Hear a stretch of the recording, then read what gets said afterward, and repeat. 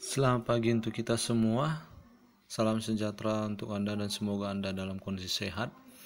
Nah, kali ini kita bertemu pada pertemuan yang ke-10. Dalam pertemuan yang ke-10 ini kita akan membicarakan topik pertemuan kita, yaitu pengantar menulis karya ilmiah. Nah, sebelum kita masuk nanti bagaimana proses penulisan karya ilmiah, beberapa persyaratan yang harus kita ingat. Perlu saya berikan konteks mengapa penulisan karya ilmiah masih penting untuk dibahas. Sebenarnya alasan sederhananya adalah seorang mahasiswa yang dikatakan sebagai calon akademisi harus mampu menguraikan atau mengutarakan ide-idenya dalam bentuk karya ilmiah. Dalam hal ini, bentuk karya ilmiah adalah yang bersifat akademik. Nah, tentu mengapa disebut karya ilmiah? Karena memang sangat berbeda dengan karya-karya yang lain, sehingga nanti kita akan melihat beberapa persyaratan keilmiahan dalam konsep menulis karya ilmiah. Nanti kita akan lihat lebih lanjut di slide-slide berikutnya bagaimana persyaratan-persyaratan yang umum dan konsep-konsep penulisan karya ilmiah yang baik, yang tentunya memenuhi persyaratan keilmiahan dan kebahasaan. Baik, kita lanjut pada slide yang kedua. Nah, kita akan melihat sebenarnya apa pengertian karya ilmiah, sehingga nanti karya ilmiah itu sungguh-sungguh berbeda dengan jenis-jenis karya yang lain, misalnya karya sastra ataupun karya seni yang lain. Nah, pada prinsipnya sebenarnya karya ilmiah itu menyajikan sebuah persoalan, ya, menyajikan sebuah persoalan, dan tentu bukan hanya persoalan yang kita sajikan, tetapi ada solusi yang kita tawarkan. Pada intinya seperti itu. Artinya ketika kita membuat karya ilmiah, tentu di sana ada pembahasan permasalahan yang akan kita lihat dan kita nantinya akan memberikan sebuah solusi. Nah, secara khusus saya mengutip pendapat Kuntarto, ya, Nick Kuntarto. Dalam bukunya dia mengatakan bahwa sebenarnya karya ilmiah adalah karangan ilmu pengetahuan, ya, yang menyajikan fakta umum yang ditulis menurut metodologi dan penulisan yang benar. Artinya apa? Di situ bisa kita lihat dan harus kita garis bawahi. Jadi bicara karya ilmiah, yang pertama akan bersangkut paut dengan ilmu pengetahuan, ya. Ilmu pengetahuan berarti ilmu yang dikaji secara empiris dan memang benar-benar sudah terbukti teori-teorinya.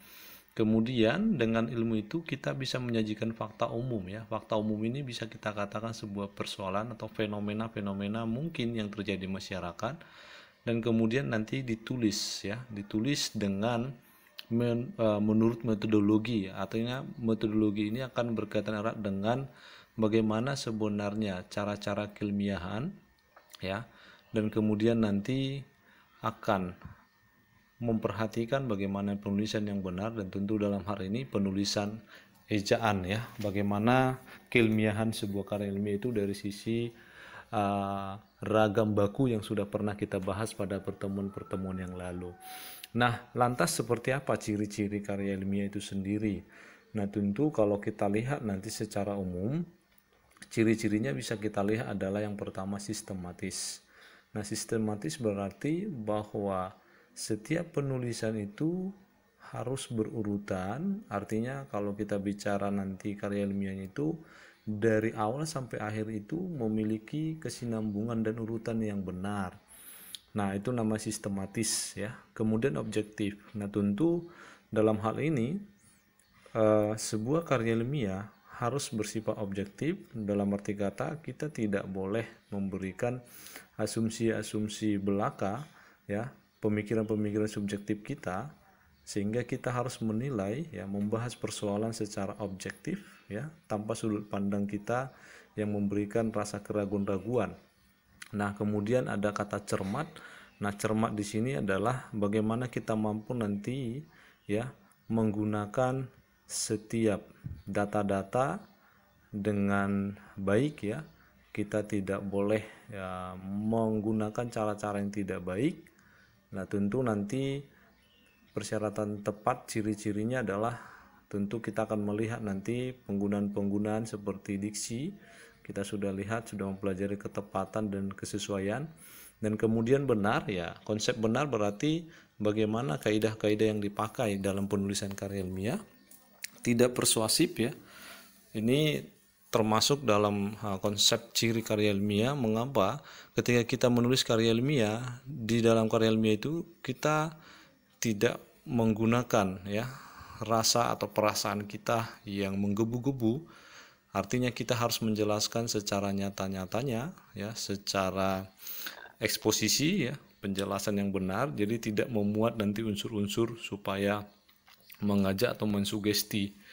Nah, kemudian tidak argumentatif ya, tidak argumentatif artinya kita tidak boleh sesuka hati menggunakan argumen-argumen, opini-opini kita, tetapi kita akan lebih mengarah kepada penjelasan-penjelasan yang bisa dibuktikan dengan baik. Nah, kemudian tidak emotif ya, atau tidak emosi. Nah, kadangkala ketika kita menyajikan, maka bahasa-bahasa yang kita gunakan itu tidak boleh terlihat bahasa-bahasa yang menggunakan emosi kita begitu. Kemudian tidak mengejar keuntungan. Nah, ini sangat banyak kasus-kasus yang terjadi. Mungkin Anda pernah mendengar istilah joki pembuat skripsi ya. Jadi ketika kita nanti ingin menulis sebuah karya ilmiah, maka sebenarnya kita tidak bertujuan semata-mata untuk mengejar keuntungan atau mendapatkan untung. Namun bagaimana nanti sebuah karya itu benar-benar nanti bisa membahas ya persoalan-persoalan dalam sebuah masyarakat, dan tentu tidak melebih-lebihkan sesuatu. Artinya bersifat hiperbola, tidak boleh membawa sesuatu yang harusnya tidak berlebihan tapi kita lakukan dengan cara yang berlebihan. Nah, begitu ya. Jadi bahasanya harus kita cermati. Nah, contoh-contoh karya ilmiah pada umumnya bisa berbentuk makalah, skripsi, tesis, dan disertasi. Nah, dalam hal ini kita akan membahas nanti secara spesifik dalam makalah ya. Nah, karena ini adalah pengantar menulis karya ilmiah, maka yang kita bahas nanti karya ilmiahnya sederhananya adalah makalah. Nah, kita lanjut pada slide yang ketiga. Nah, di slide yang ketiga perlu saya sampaikan bahwa seseorang yang ingin menulis karya ilmiah harus memenuhi beberapa tahap ya. Nah, tahap-tahap ini yang harusnya dilakukan dan memang tidak boleh tahap ini dilompat-lompati. Terlebih kita adalah yang penulis pemula. Tapi bagi mereka yang sudah penulis profesional ya, seperti katakanlah orang-orang yang sering mengikuti lomba penulisan karya ilmiah, mengirimkan abstrak. Nah, itu mereka tidak perlu tahap-tahap seperti ini. Tetapi pada dasarnya ketika mereka akan melakukan penulisan karya ilmiah, 4 tahap ini akan mereka lalui. Nah, tahap yang pertama itu adalah tahap persiapan ya. Tahap persiapan ini bagaimana seseorang atau si penulis sendiri, penulis karya ilmiah mempersiapkan dirinya dengan baik, dan tentu persiapan-persiapan yang akan dilakukannya akan berkaitan erat dalam proses-proses pemilihan topik misalnya ya. Nanti akan saya jelaskan bagaimana memilih topik yang benar. Nah, kemudian tahap awal. Nah, di tahap awal itu nanti di situ akan berbicara nanti bagaimana yang dimaksud dalam konsep memahami ya, memahami apa yang dimaksud dengan konvensi-konvensi atau aturan-aturan dalam penulisan ya. Artinya di situ sudah ada persyaratan-persyaratan yang harus kita lihat nantinya untuk menulis sebuah karya ilmiah. Dan kemudian yang ketiga itu tentu ada namanya tahap pengembangan ya. Tahap pengembangan artinya bagaimana nanti kita melakukan semua hal-hal yang sudah kita tulis itu kita satu padukan dengan baik ya. Kita akan kembangkan ide-ide yang bisa muncul dengan baik. Nah, kemudian yang keempat ada tahap akhir. Nah, di tahap akhir ini adalah satu tahap yang sangat penting dalam penulisan karya ilmiah. Mengapa? Karena di tahap akhir ini adalah tahap di mana kita harus melakukan proses koreksi sendiri ya, atau melakukan revisi, atau nanti yang disebut dengan editing sendiri, revisi, melakukan perbaikan-perbaikan, sehingga nanti ketika ada kesalahan-kesalahan maka kita harus benar-benar bisa memperbaikinya. Nah, hari ini 2 tahap akan kita bahas secara rinci, sementara tahap pengembangan dan tahap akhir nanti ada situasi tertentu yang harus kita bicarakan, sebab dalam tahap itu akan dibicarakan secara khusus dalam penulisan karya ilmiah lanjutan. Nah, tahap yang pertama, persiapan, dan tahap awal akan kita bahas secara rinci nantinya. Baik, kita lanjut pada slide yang keempat. Nah, di slide yang keempat kita akan melihat membicarakan lebih khusus tahap persiapan. Nah, apa hal-hal yang harus kita persiapkan dalam menulis karya ilmiah, atau apa yang kira-kira kita butuhkan untuk mengawali sebuah penulisan karya ilmiah. Nah, tentu hal yang paling mendasar adalah kita harus mampu menentukan topik sebuah penelitian atau topik sebuah permasalahan-permasalahan yang terjadi di masyarakat. Karena dengan Anda mampu menentukan topik, maka nanti persiapan kita sudah matang. Nah, mengapa kadang-kadang mahasiswa sering merasa kesulitan, sehingga sering ada pendapat dari mahasiswa, saya bingung apa topik yang akan saya teliti. Padahal sebenarnya penentuan topik itu bisa kita cari dari beberapa literasi-literasi atau bahkan penelitian-penelitian terdahulu. Nah, nanti akan saya jelaskan lebih spesifik lagi bagaimana cara menentukan topik atau persyaratan topik itu sendiri. Nah, kemudian yang kedua, tentu dalam tahap persiapan, hal yang harus kita lakukan adalah kita harus mampu merumuskan judul. Nah, dari topik yang ada, bagaimana sebenarnya menuliskan judul yang baik. Nah, berikutnya akan saya jelaskan bagaimana persyaratan-persyaratan menulis judul. Sebab dalam penulisan karya ilmiah kita tidak boleh sembarangan menulis judul, karena judul itu sangat-sangat penting sebagai gambaran umum isi dari makalah atau karya ilmiah kita. Nah, berikutnya di tahap persiapan kita harus nanti mampu menyusun kerangka, ya, menyusun kerangka, memberi gambaran-gambaran secara umum, menarik poin-poin penting, akan kita lihat nanti bagaimana penyusunannya dan beberapa contoh. Nah, di tahap persiapan yang terakhir kita masuk dalam namanya tujuan penulisan. Nah, bagi si penulis karya ilmiah, dia harus mampu nanti memahami sebenarnya sebelum menulis karya ilmiah, persiapannya adalah dia harus mampu menentukan tujuan dia menulis karya ilmiah itu untuk apa, ya. Nanti akan saya jelaskan lebih lanjut dari tahap persiapan ini, dari 4 hal ini. Oke, kita lanjut slide yang kelima. Saya akan membicarakan pada Anda mengenai penentuan topik. Nah, sebuah penulisan karya ilmiah maka harus jelas topiknya, ya. Apa topik yang akan kita angkat menjadi sebuah judul nantinya. Nah, tentu ada persyaratannya. Nah, hal yang pertama yang harus kita lihat adalah kelayakan topik, ya.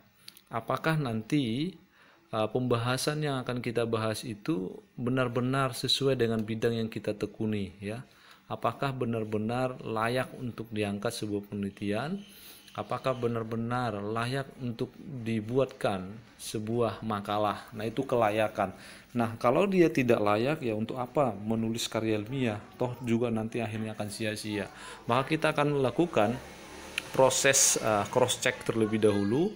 Di dalam konsepnya adalah topik-topik itu harus kita selidiki, apakah topik itu sebenarnya masih layak di zaman kekinian, atau topik itu nanti bisa jadi sudah usang sehingga topik itu sudah pernah diteliti. Nah, ini perlu kita lihat nanti ketika Anda menentukan topik yang akan Anda buat dalam bentuk karya ilmiah.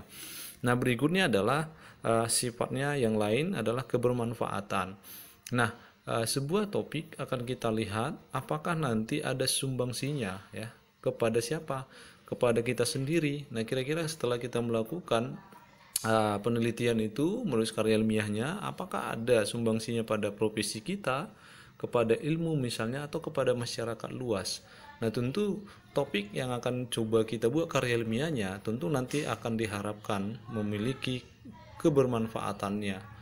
Nah, kemudian dalam penentuan topik tentu persyaratan yang lainnya adalah kemudahan untuk dikenali. Nah, artinya apa? Ketika kita ingin mengangkat sebuah karya ilmiah, maka topik itu harus mudah kita dapatkan literasinya atau sumber-sumbernya yang tepat. Sehingga nanti dengan sumber-sumber itu, ilmu-ilmu itu mampu memecahkan atau memberikan solusinya. Nah, kalau memang sulit, itu jangan diangkat. Nah, seringkali mahasiswa seperti itu memilih topik yang mungkin secara kasat mata luar biasa, tetapi karena dia tidak memiliki kemampuan ya untuk menemukan literasi-literasi yang tepat, sehingga topik itu hanyalah sebatas topik tanpa ada kelanjutan dari penulisannya. Nah, ini sangat disayangkan barangkali ketika nanti Anda menemukan hal-hal seperti itu. Nah, berikutnya adalah persyaratannya adalah kemenarikan. Nah, sebuah topik tentunya kalau kita sebagai penulis karya ilmiah, maka kita harus meyakini terlebih dahulu bahwa topik itu sangat menarik bagi kita. Nah, jika tidak menarik, alangkah sulitnya nanti kita akan beradaptasi dengan proses penulisan. Karena dalam penulisan karya ilmiah, tidak cukup hanya 1 hari atau 1 minggu, paling tidak Anda harus menulisnya dengan berbulan-bulan, ya. Ada juga yang sampai bertahun-tahun. Nah, oleh karena itu, kita usahakan topik yang akan kita buat karya ilmiahnya harus benar-benar menarik bagi kita, sehingga kita nanti memiliki semangat, ya, spirit yang kuat untuk mengembangkan topik itu ke arah yang lebih baik. Nah, yang terakhir adalah persyaratannya sebuah topik itu harus mudah dibatasi, ya. Nah, tujuannya adalah semata-mata untuk membantu kita memfokuskan diri kita. Jadi topik itu tidak perlu terlalu luas, sehingga nanti kita bisa membahasnya secara proporsional. Terlebih lagi misalnya itu akan berpengaruh erat dengan persoalan-persoalan kebutuhan dalam proses penelitian. Nah, sering terjadi kesulitan-kesulitan finansial mengakibatkan penelitian itu tidak dilanjutkan. Nah, tidak perlu melakukan itu. Oleh karena itu kita harus persiapkan, kita pertimbangkan sebelum kita terjun kepada proses yang lebih lanjut, maka kita harus persiapkan terlebih dahulu apakah topik itu benar-benar mudah dibatasi sehingga kita nanti mampu melaksanakannya dengan baik. Oke, kita lanjut di slide yang ke-6. Kita masuk pada tahap persiapan itu, yang bagian B-nya adalah perumusan judul. Nah, setelah topiknya tadi sudah Anda pahami beberapa persyaratannya, tentu langkah selanjutnya adalah bagaimana menuliskan judul itu agar sesuai dengan topik. Nah, tentu judul itu harus dinyatakan dalam bentuk frasa yang singkat, ya, jelas dan relevan dengan isi laporan, sehingga nanti kita mudah memahaminya, ya. Bagaimana penulisannya, ada beberapa syarat juga yang harus kita pahami. Nah, yang pertama adalah ketika Anda menuliskan sebuah judul, maka langkahnya adalah harus mencantumkan atau menggambarkan topik dengan jelas. Jadi judul itu ibaratnya judul itu kalau saya analogikan seperti kepala manusia. Nah, jika kepala manusia itu terlihat jelas, maka kita mudah mengenalinya. Nah, bayangkan kalau kepala manusia tidak terlihat dengan jelas, maka kita akan sulit mengenalinya, walaupun kita akan mencoba meraba-raba atau mencoba mereka-reka kira-kira siapa orang ini. Tetapi kalau kita langsung tampak wajahnya, kepalanya, maka kita akan mampu dengan cepat mengenalinya secara umum. Nah, demikian juga dalam penulisan karya ilmiah, maka judul itu sangat penting. Ketika Anda menuliskan judul, cantumkan, ya, mampu judul itu menggambarkan topik yang akan kita bahas. Nah, di situ ada satu contoh, misalnya dalam proses topiknya peran serta mahasiswa dalam organisasi untuk mengurangi jumlah kriminalitas di kalangan mahasiswa.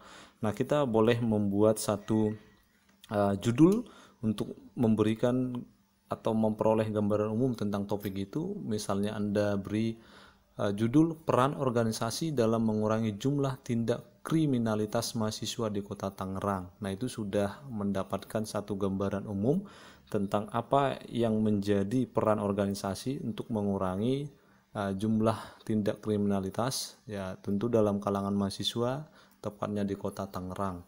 Nah, Anda bisa mencari beberapa konsep yang lain tentang syarat yang pertama ini. Nah, kemudian di slide yang ke-7 kita lihat kelanjutan dari persyaratan sebuah judul. Nah, judul itu juga harus jelas, mudah dipahami dengan mendahulukan topik disusul objek dan tempat penelitiannya. Jadi dalam arti kata begini, ketika Anda nanti ingin menulis sebuah karya ilmiah, usahakan judulnya itu mengacu kepada suatu tempat atau wilayah tertentu sehingga nanti kita mudah. Jadi fokus kita nanti hanya sekitar tempat itu. Jadi tidak perlu meluas kemana-mana. Misalnya kita mengatakan sebuah judul, ya, katakan studi perbandingan antara mahasiswa aktif dan tidak aktif dalam mahasiswa yang ada di Indonesia. Nah, saya pikir judul seperti itu akan sangat sulit karena apa? Kita membawa nama Indonesia. Nah, alangkah lebih baiknya nanti kita spesifikkan, kita khususkan di mana wilayahnya. Nah, misalnya Anda boleh melakukannya proses-proses seperti itu sehingga nanti kita tidak membuat sebuah judul yang amat sulit untuk dilakukan dalam proses penelitian selanjutnya. Nah, slide yang ke-8 kita akan berbicara kelanjutan persyaratan judul. Nah, tolong diingat, judul itu karena kita berbicara karya ilmiah, maka judul itu tidak boleh dinyatakan dalam bentuk puitis.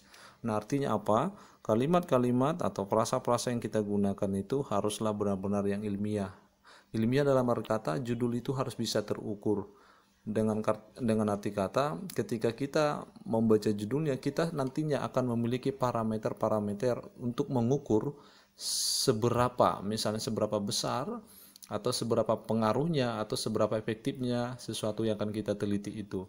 Nah, tidak boleh berupa puitis, jadi tolong diubah redaksi kata-katanya menjadi sebuah kalimat-kalimat yang ilmiah. Misalnya di situ ada satu contoh, menyingkap tabir kawin cerai usia muda di kota Tangerang.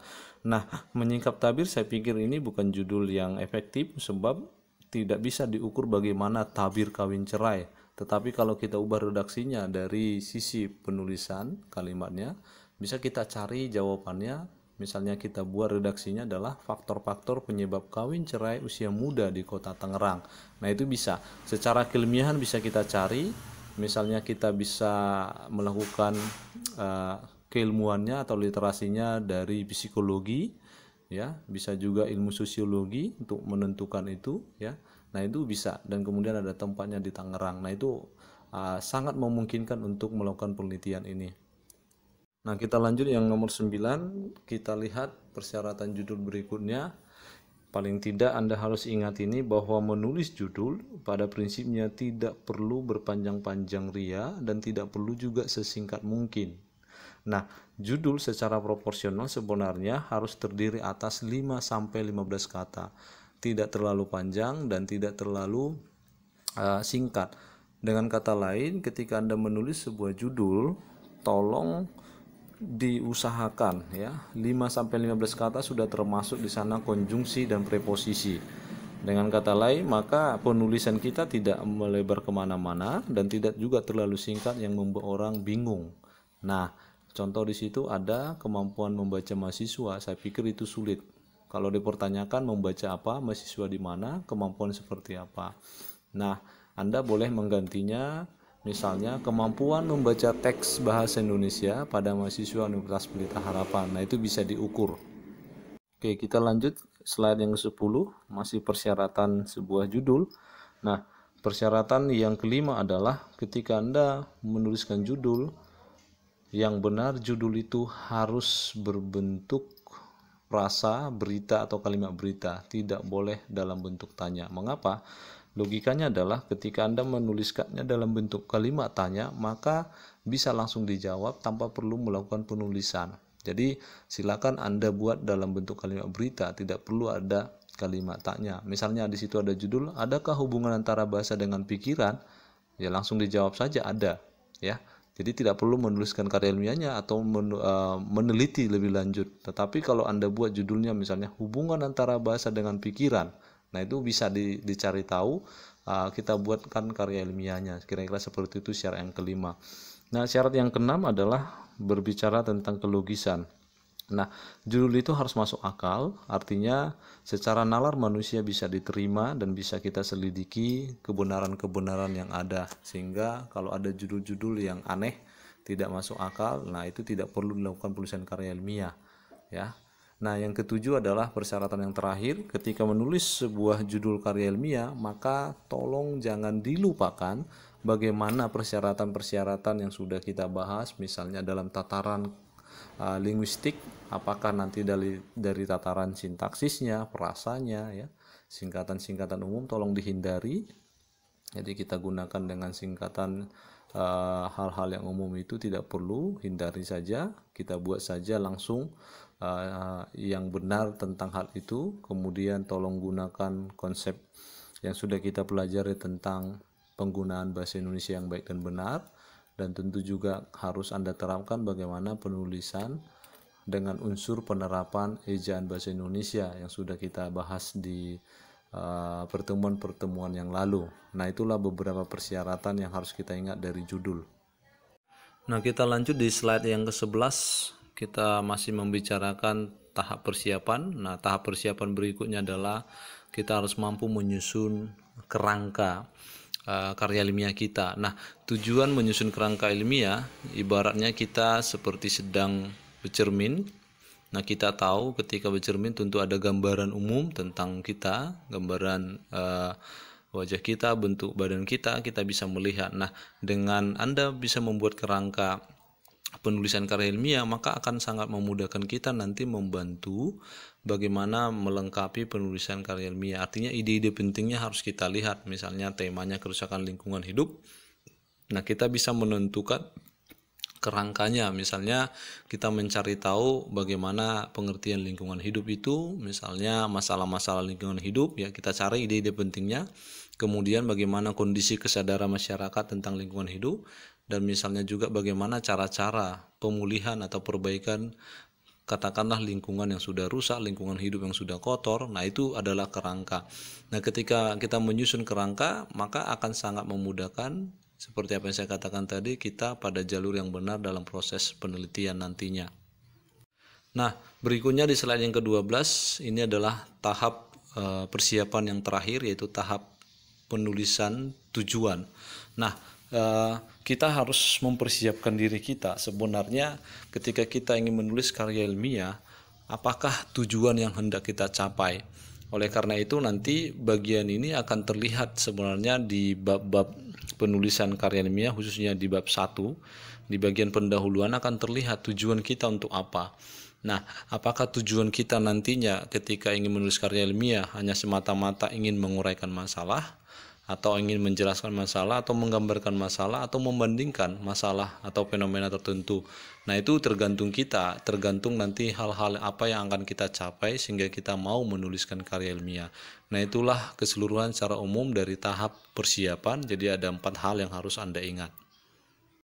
Nah, berikutnya di tahap awal, ya, yang kedua setelah tahap persiapan, apa yang harus kita lakukan adalah melakukan tahap awal, yaitu paling tidak dalam hal ini Anda harus mengenali secara keseluruhan konvensi-konvensi atau aturan-aturan atau bagian-bagian dari penulisan karya ilmiah, baik itu makalah, skripsi, tesis, ataupun disertasi. Nah, kemampuan kita memahami bagian-bagian itu akan sangat mendukung kita dalam penulisan karya ilmiah yang sesungguhnya. Nah, jika kita tidak mengetahui konvensi atau aturan-aturan penulisan, maka sangat disayangkan nanti ide-ide yang sudah kita pikirkan sangat brilian tetapi kita tidak bisa menuliskannya dengan konvensi atau aturan. Nah, maka itu akan sangat jelas mengganggu bagaimana penulisan karya ilmiah kita. Nah, jadi di tahap awal ini adalah mempersoalkan bagaimana pengetahuan kita terhadap aturan-aturan penulisan karya ilmiah. Kita lanjut di slide yang ke-14. Nah, di slide yang ke-14 ini sebenarnya lebih khusus membicarakan tahap awal. Nah, tahap awal ini ada 3 bagian makalah secara umum ataupun skripsi secara umum yang harus kita pahami. Yang pertama adalah unsur kelengkapan. Nah, unsur kelengkapan ini nanti akan saya jelaskan bagaimana hal-hal yang harus dilengkapi dalam penulisan karya ilmiah.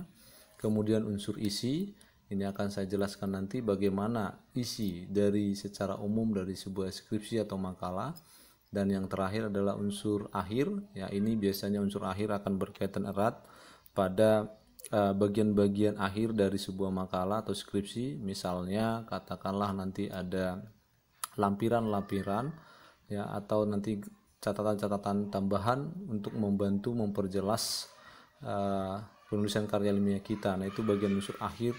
Kemudian nanti juga harus kita pahami bagaimana penulisan daftar pustaka.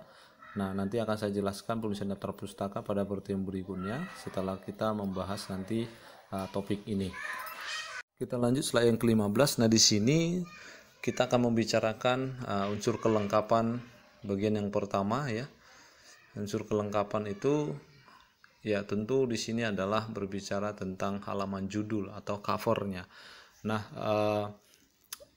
tujuannya adalah bagaimana nanti seorang pembaca, ya dalam hal ini adalah pembaca di luar Anda, akan langsung memahami apa sebenarnya nanti judul Anda, sehingga harus ada halaman cover atau halaman judul.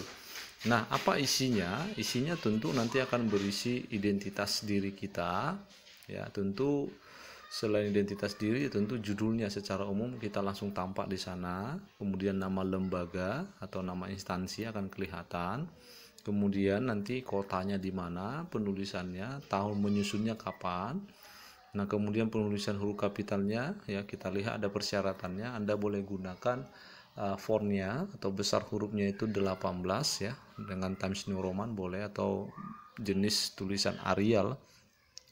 Nah, jika ada subjudul, gunakan tanda titik 2 ya untuk memisahkan penulisan judul yang umum dengan yang khusus. Nah, kemudian Anda nanti akan lakukan penulisan itu dengan ukuran 12 ya, penulisan tujuan penulisan. Nah, biasanya ini akan tergantung konvensi dari beberapa universitas, ada aturan-aturan tersendiri. Nah, secara sederhana misalnya Anda menuliskannya seperti yang di bawah. Jadi tujuannya adalah diajukan guna memenuhi persyaratan memperoleh gelar sarjana hukum program studi ilmu hukum Universitas Pelita Harapan. Nah, itu tergantung kalau Anda adalah fakultas FISIP, ya silakan Anda gunakan nanti kata-kata itu untuk menggambarkan identitas kita seperti itu. Nah, itu halaman judul. Nah, di slide yang ke-16 Anda bisa melihat salah satu contoh ya, salah satu contoh penulisan cover. Dan barangkali Anda bisa melihat juga nanti jika Anda rajin ke perpustakaan bisa melihat-lihat bagaimana halaman cover atau halaman judul.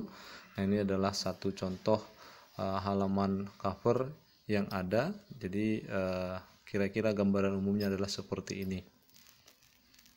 Nah, di slide yang ke-17 bagian dari selanjutnya adalah dikatakan di situ halaman persetujuan. Nah, ini halaman persetujuan ini adalah satu halaman untuk menyatakan bahwa judul yang kita ambil itu atau kita sudah buat itu sudah disetujui oleh pembimbing skripsi. Nah, dalam hal ini sebenarnya itulah pentingnya nanti seorang pembimbing skripsi hadir akan membantu kita atau menemani Anda nanti untuk proses penulisan dari awal sampai akhir. Namun harus kita pahami bersama, pembimbing skripsi bertujuan untuk menjadi fasilitator ya. Jadi Andalah yang menjadi titik tumpu, Andalah yang menjadi fungsi utama dalam proses penulisan. Jadi adapun ada dosen pembimbing hanyalah untuk mengarahkan Anda bagaimana nanti membantu Anda jika ada pertanyaan-pertanyaan yang sulit. Anda akan diarahkan melalui pembimbing skripsi. Nah, itu halaman persetujuan. Nah, kemudian setelah halaman persetujuan tentu ada halaman pengesahan. Nah, halaman pengesahan adalah satu halaman, bagian halaman yang memang nanti langsung kelihatan apakah memang skripsi kita itu nanti sudah disahkan. Nah, disahkan oleh siapa? Nah, tentu nanti ada pihak-pihak yang berwajib secara akademik, misalnya ketua jurusan Anda, atau nanti orang-orang mengambil keputusan di dalam sebuah fakultas, misalnya dekan. Nah, itu harus ada tanda tangannya, harus ada pengesahannya. Nah, ketika ada pengesahannya itu, maka nanti akan sangat layak untuk disidangkan atau di meja hijaukan. Nah, itu adalah halaman pengesahan. Nah, berikutnya juga di dalam konsep penulisan karya ilmiah, tentu tidak boleh kita lupakan bagian kelengkapan itu bagian kata pengantar. Nah, secara umum di kata pengantar kalau kita perhatikan masih banyak penulisan kalimat-kalimat yang salah ya. Jadi kalau kita melihat sebenarnya apa isi dari kata pengantar itu ada 4 hal paling tidak yang harus kita lihat. Yang pertama adalah ucapan syukur. Nah, ucapan syukur adalah satu ungkapan kita kepada Tuhan selaku kita dalam makhluk beragama, ya, ucapan syukur kita. Kemudian tujuan penulisan ini juga akan kelihatan sebenarnya untuk apa kita menulis, ya, untuk mengetahui apa atau untuk menggambarkan apa. Kemudian ucapan terima kasih pada pihak yang membantu. Nah, ini perlu kita sampaikan, tetapi dengan menggunakan kalimat-kalimat yang tidak berlebihan. Kemudian nanti isi dari kata pengantar adalah harapan, tempat tinggal, ya, tentu nama kita. Nah, ini adalah secara umum isi kata pengantar. Dan perlu saya tambahkan satu hal lagi, ketika dalam menulis kata pengantar, kita harus memperhatikan logika berbahasa.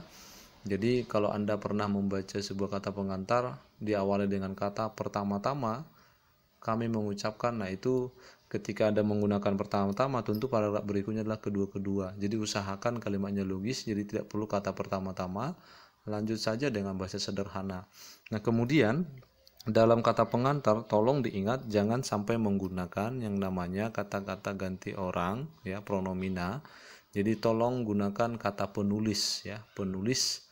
Jadi jangan juga pengarang, tapi kita katakan penulis, ya, sehingga nanti akan kelihatan keilmiahannya. Jadi tidak perlu kata saya atau kami, ya, apalagi kata kita. Jadi katakan adalah penulis. Nah, itu adalah model-model yang dinamakan isi dari kata pengantar. Di slide yang ke-18 Anda bisa melihat satu contoh sederhana kata pengantar yang sudah saya buat. Anda boleh mengikuti contoh ini atau juga boleh melihat contoh-contoh yang lain yang berkaitan dengan kata pengantar. Paling tidak secara sederhananya adalah ketika Anda menulis kata pengantar, tolong perhatikan di dalam pengantar itu judul Anda, tolong gunakan tanda petik 2 untuk membedakan kalimat-kalimat yang lain dengan kalimat judul Anda. Nah, kira-kira seperti itu. Kita lanjut halaman slide-nya 19, ya. Ini adalah di bagian kelengkapan itu ada yang disebut dengan abstrak, halaman abstrak. Nah, abstrak itu tujuannya apa dan apa sebenarnya abstrak? Nah, sebenarnya abstrak itu adalah gambaran secara umum, isi secara keseluruhan dari satu makalah atau satu skripsi. Jadi dengan membaca abstraknya saja kita sudah memahami secara umum isi dari makalah atau skripsi itu. Nah, itu fungsinya abstrak. Nah, oleh karena itu abstrak itu nanti akan memiliki aturan-aturan tersendiri. Misalnya kita akan melihat nanti penulisannya biasanya secara umum terdiri atas 250 sampai 300 kata. Jadi tidak perlu lebih dari situ. Cukup sampai di situ saja dan dibentuk dalam satu paragraf menggunakan spasi 1 dan jenis tulisan adalah Times New Roman. Kemudian kita tuliskan nama, tahun, judul, dan isi ringkasan makalah. Lalu nanti ada di bawahnya kata-kata kunci yang disusun secara alfabet dan ditulis tentu sebelum bab pendahuluan. Nah, berbicara abstrak itu sebenarnya kalau kita perhatikan tergantung ketetapan dari beberapa universitas, ya. Ada beberapa perbedaan-perbedaan. Namun perbedaan itu hanyalah persoalan posisinya saja. Kalau secara isinya akan memuat hal-hal yang sudah saya jelaskan tadi. Nah, kita lanjut di slide 20. Di situ saya sudah berikan satu contoh sederhana tentang abstrak. Anda boleh melihat bahwa sesungguhnya abstrak itu adalah gambaran umum dari isi dari penelitiannya itu. Nah, ini adalah satu contoh dari abstrak itu sendiri, ya. Bisa Anda perhatikan bagaimana yang dimaksud dengan abstrak seperti yang sudah saya katakan tadi. Nah, itulah model-modelnya yang dibubuhkan di bawahnya kata kunci. Jadi orang yang langsung memahaminya ini tanpa membaca secara umum dari makalah atau skripsi ini, dia sudah mendapatkan gambaran umum tentang penelitian itu. Nah, di slide yang ke-21 ada satu bagian lagi dari halaman daftar isi bagian kelengkapan. Nah, di dalam daftar isi ini sangat perlu dan dipentingkan manakala nanti kita atau sebagai pembaca ingin mencari halaman-halaman yang kita temukan. Pada prinsipnya halaman-halaman itu harus jelas terlihat dan tidak melompat-lompat. Nah, secara umum sebenarnya ada dua angka-angka yang digunakan. Di bagian kelengkapan, angka Romawi kecil harus digunakan, sementara di bagian isi nanti dari bab 1 sampai akhir, ini harus kita gunakan angka-angka Arab, yaitu 1 sampai selanjutnya. Nah, itu yang disebut nanti dengan daftar isi.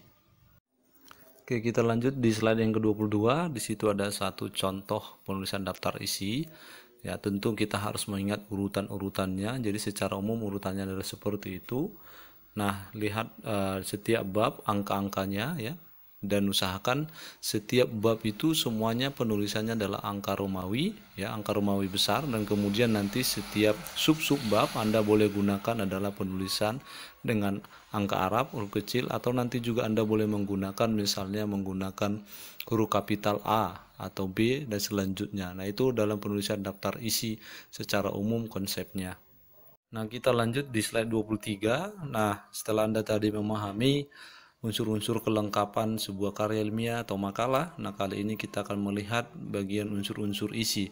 Nah, sebenarnya unsur isi itu ada 5 bab secara umum, yaitu terdiri atas bab 1 yang dinamakan bab pendahuluan, bab 2 yang dinamakan nanti landasan teoritis, bab ketiga yang dinamakan metodologi penelitian, bab keempat adalah pembahasan, dan yang kelima adalah bab penutup. Nah, namun karena kita akan membicarakan di sini hanya pengantar saja, saya akan menjelaskan nanti hanya di bab pendahuluan saja.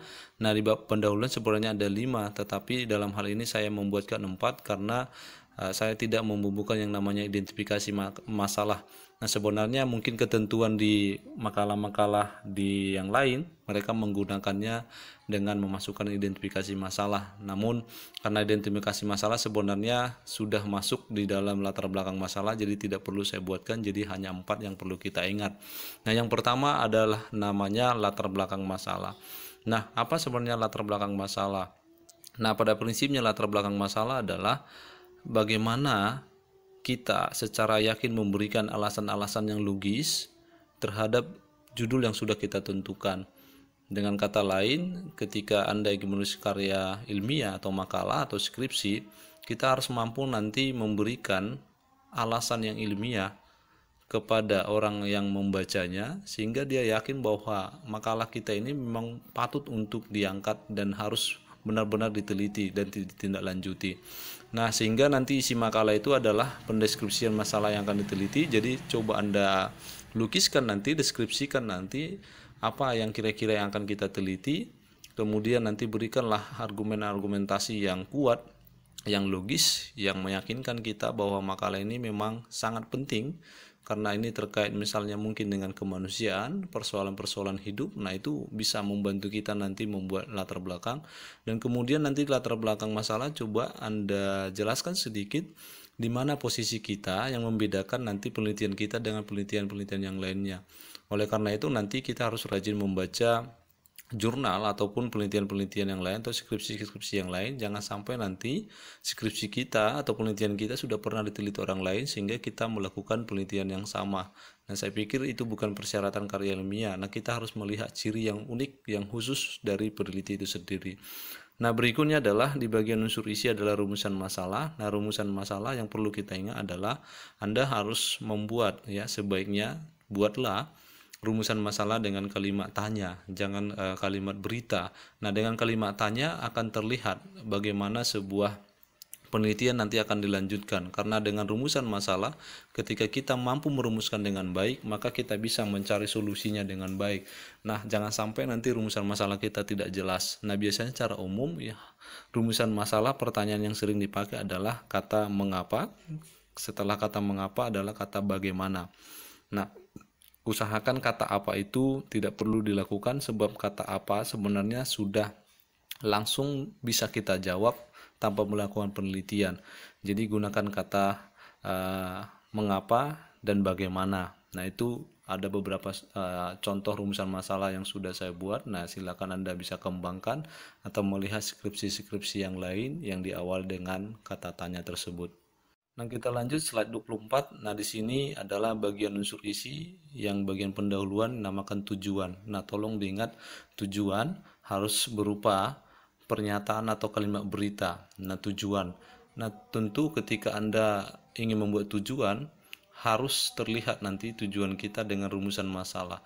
Jika jumlah rumusan masalah kita misalnya 2, maka tujuan kita paling tidak harus ada 2 untuk menggambarkan tujuan kita dari rumusan masalah yang sudah kita buat. Dengan tujuan itu akan terlihat sangat jelas apa yang tadi saya jelaskan di awal bahwa orang menuliskan karya ilmiah tujuannya untuk apa. Nah, tentu tujuan akan terlihat di sini. Nah, tentu penomoran harus harmonis, ya. Kita perhatikan tindak lanjut penomoran jangan sampai tidak sesuai. Nah, kemudian di bagian isi, ada yang disebut bagian yang terakhir yang saya katakan manfaat. Nah, manfaat itu harus secara umum kita jelaskan dengan baik. Sebenarnya menurut teori itu ada dua hal secara umum manfaat, ada manfaat teoritis, ada manfaat praktis. Namun Anda boleh tidak membuat manfaat teoritis, tapi boleh juga manfaat praktis. Nah, tergantung Anda kira-kira apa manfaat praktisnya paling tidak untuk Anda institusi. Nah, jika memang nantinya penelitian kita adalah menyumbang sebuah manfaat teoritis, ya silakan, berarti menambah khazanah ilmu pengetahuan atau informasi tentang topik yang sudah Anda teliti. Nah, itulah kira-kira beberapa aturan dari konsep-konsep penulisan di bagian isi, ya, unsur isi dari sebuah karya ilmiah. Nah, baik, di slide 25 kita bertemu pada satu slide tentang pertanyaan. Saya pikir penjelasan saya sudah berikan. Nah, silakan kalau ada pertanyaan-pertanyaan Anda masuk dalam forum, kita akan mendiskusikan lebih lanjut, tindak lanjutnya seperti apa. Karena memang yang kita bahas di sini hanyalah sebatas pengantar penulisan karya ilmiah.